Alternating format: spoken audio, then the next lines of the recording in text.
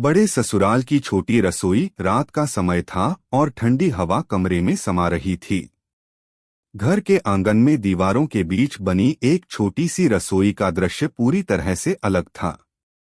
यह रसोई किसी महल की तरह भव्य नहीं थी, मगर उसमें एक अद्भुत सादगी और शांति छाई हुई थी। जब भी कोई सर्दी या गर्मी का मौसम बदलता, यह रसोई उसी तरह का रूप धारण कर लेती, जैसे हर मौसम का स्वागत करने के लिए तैयार हो।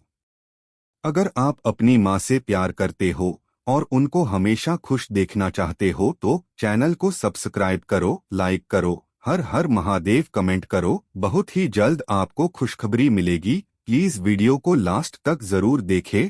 अब आगे सुने। यह रसोई उस घर के एक महत्वपूर्ण हिस्से का हिस्सा बन चुकी थी। घर जो एक बड़े ससुराल का हिस्सा था, एक विशाल और ऐतिहासिक परिवार की संपत्ति थी। हर कमरा, हर दीवार, हर आंगन जैसे अपनी एक पुरानी कहानी सुनाने के लिए तैयार रहते थे। बड़े ससुराल में अपने परिवार के साथ रहने वाली छोटी बहू सुषमा अपनी छोटी सी रसोई के कामों में व्यस्त थी। उसे अपनी ससुराल में प्रवेश करते ही यह रसोई हमेशा छोटी और जटिल महसूस होती थी, क्योंकि यहाँ हर व्यक्ति की अलग अलग अपेक्षाएं थीं।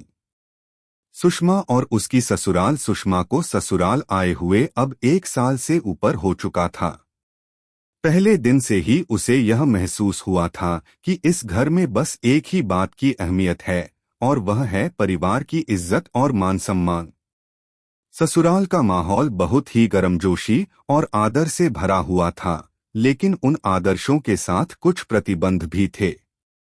सुषमा की सास शारदा देवी एक बहुत ही सख्त और पारंपरिक महिला थीं। उनके लिए घर के कामों में कोई भी गलती बर्दाश्त नहीं की जाती थी, खासकर रसोई के कामों में।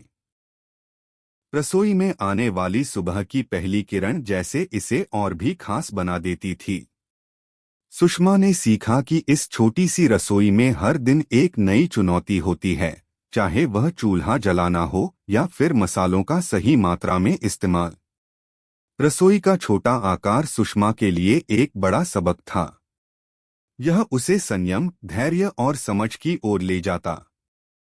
उसने चूल्हे के पास नए बर्तन लगाए, मसालों को एक सुंदर डिब्बों में रखा और रसोई के आसपास की जगह को व्यवस्थित किया। अब रसोई में पहले से कहीं अधिक रोशनी थी और वहां की खुशबू हर किसी को आकर्षित करती थी।